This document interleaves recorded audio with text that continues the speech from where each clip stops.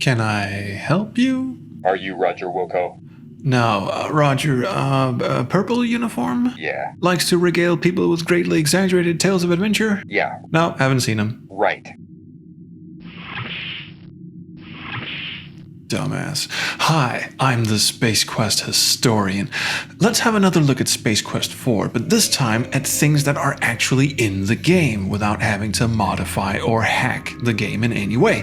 These are things you can go and try with your copy of Space Quest 4 right now, which I'm pretty sure, in my endless hubris and arrogance, you probably didn't know was in there. Now, first of all, let's have some fun on the war-tattered streets of Xenon. You know this unstable ordnance in the tank? It's one of the game's earliest fuck you moments. It's the first instance where the game tells you it's not here to play nice, because if you pick up this unstable ordnance and carry it with you to the sewers, it will immediately explode and kill you. You are in fact not supposed to carry this thing around. You will even get points for wisely putting it back. A very wise choice. Carefully placing the unstable ordnance back inside the tank, you decide some things are better left alone.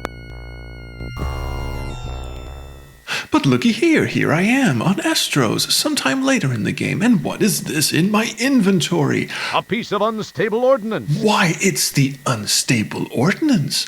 How did I do this? Magic? Hacking? Special version of the game? No. Now remember, you can do this yourself right now.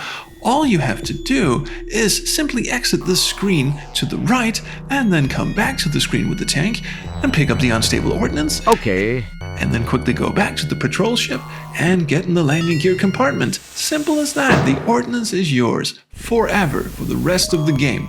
It doesn't actually do anything, but hey, bragging rights, I guess?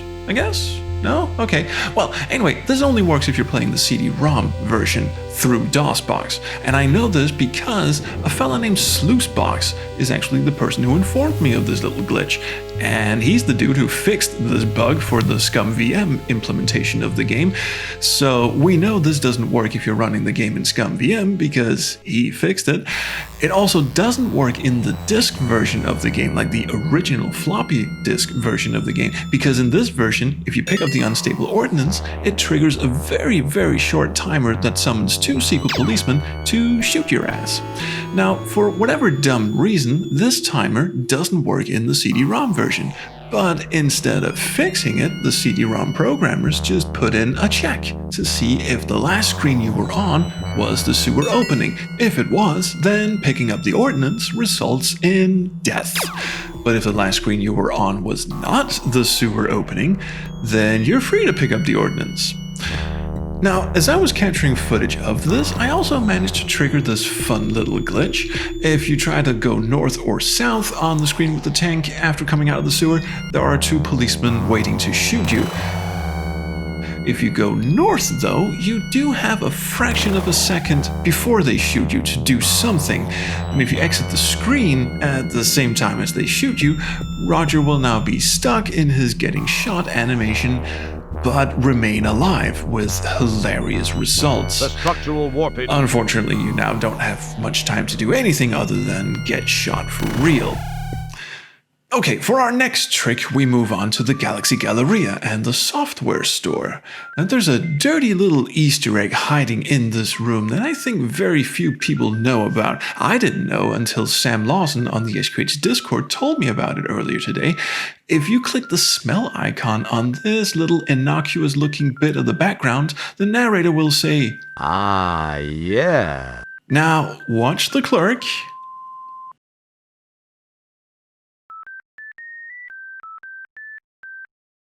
Did you catch that? It's a bit hard to see. Let me zoom in. Still didn't see it? No, it's a bit hard to make out with the background. Let's just open up the clerk's animation sprite in SCI Companion and have a... Oh, okay. Yep, that's one for the kids. Yep. Now, contrary to the first trick I showed you, this one only works in the disk version of the game, because in the CD-ROM version, they removed the hotspot that triggers the Easter egg. Nothing happens. It would serve no purpose. And not only that, if we open up SCI Companion and have a look at the clerk sprite in the CD version, they actually went so far as to remove his middle finger from the sprite. But funnily enough, they still had Gary Owens record the "oh yeah" line, so that's how Ah, yeah. we just, magic of editing. I just put in his line. Anyway, it's not triggered in the actual CD-ROM game at all. But as we know, they just pretty much dumped whatever script was in Space Quest 4 and had Gary Owens read the entire fucking thing. So, of course, this one's in there. There's a bunch of weird messages in the resource file that are not triggered in the game. I might do a video on that later. Same goes for Space Quest 6, by the way. So I might actually just do one big chunky video of lines that are not in the game, but they had Gary Owens record anyway. So yeah, stay tuned for that, I guess. But anyway, speaking of the software store, I also managed to trigger another fun little glitch while recording footage for the last thing I'm going to show you in a minute.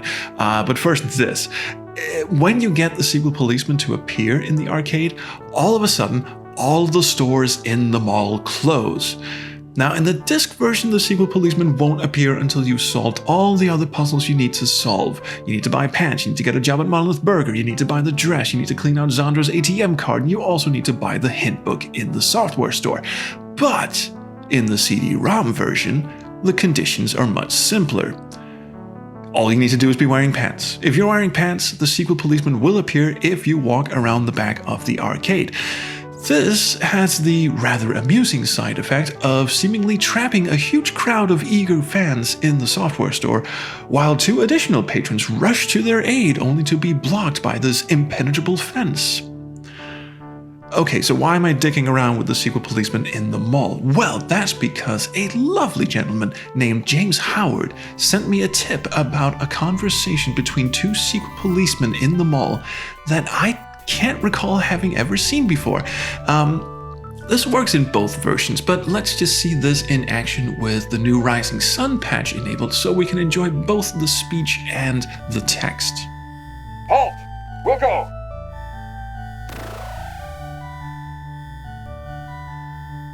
I shall pursue the Wilco unit. Stay and guard the area. Affirmative.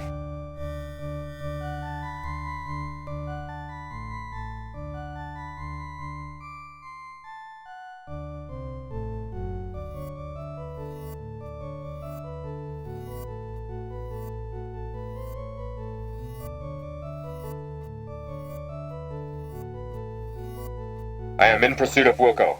How did he get past me? He must be hiding in a store. We must search each one carefully. I will first search Monolith Burger. Good. I'll cover the opposite direction. Long may Volhall rule supreme. Yeah, right.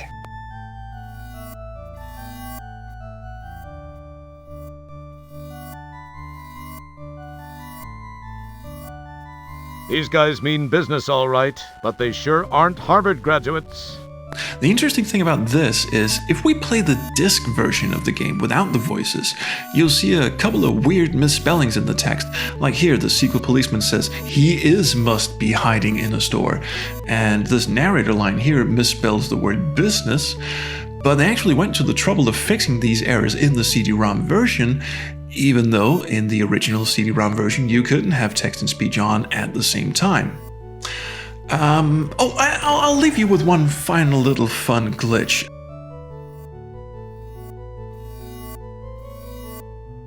It's one of Volhall's Sequel Policemen. Seeing as how these guys are trying to kill you, your best line of defense would be a straight one out of here. I'm not exactly sure what I did to trigger this, but every once in a while, the Sequel Policeman who chases after Roger will have his sprite facing the wrong way, so that when he does give chase, he does this sort of merry little jig as he scoots on after you. Ooh, look at him go.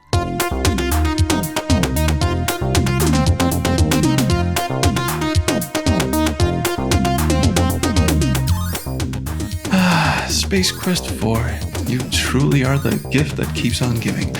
Well, that is all I had to show you for this time. Thank you so much to Sluicebox, James, and Sam for showing me these things that I have now shown you. And thank you for watching me show you their hard work and reaping all the benefits for myself. Until next time, see you around the Chrono Stream. Bye.